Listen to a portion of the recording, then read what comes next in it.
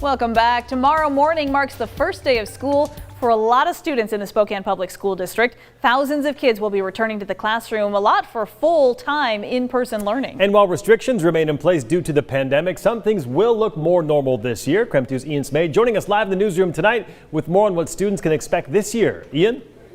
Mark, Whitney, one thing many people are wondering is what will happen if their child or one of their kids' classmates show symptoms of COVID-19 this year. And this is something schools have to be prepared for, as many students are still too young to be vaccinated. First thing, if your kid starts experiencing COVID-19 symptoms, the district asks that you contact your school's main office. The district is offering testing again this year, and staff and students who test positive for COVID-19 will again be quarantined for 10 days from the onset of their symptoms or from the date of their positive test if they don't have symptoms. Those who are exposed will also be quarantining for 10 days, but can return on day 7 if they test negative, and that negative test has to be taken at least 5 days after the initial exposure. Okay, so Ian, what happens then if a student does have to quarantine? Yeah, Whitney, according to the SPS website, teachers will work with students who have to quarantine to come up with a learning plan for those 10 days they are out of school, and that could include packets being sent home to those students. Last week when we were talking to the new principal over at Shadle Park High School, he said teachers will also continue to upload much of their class materials to online portals like they did during virtual learning. He says that will come in handy if students have to quarantine. And Ian, one last question for us here. Students 12 and older are able to get vaccinated, right? And are protocols different for those students when it comes to quarantining after an exposure?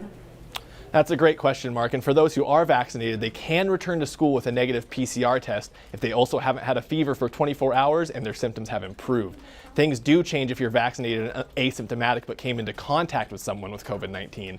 In that case, students will need to take a test between 3 and 5 days after that exposure and wear a mask for 14 days or until they get that negative test. Students and staff in this situation will also need to monitor for symptoms for 14 days, and if symptoms do develop, they'll need to take another test and stay home. Those who are unvaccinated and exposed need to quarantine for at least 7 days and need to take a PCR test no sooner than day 5. If that test is negative and no symptoms appear, they can return on day 8.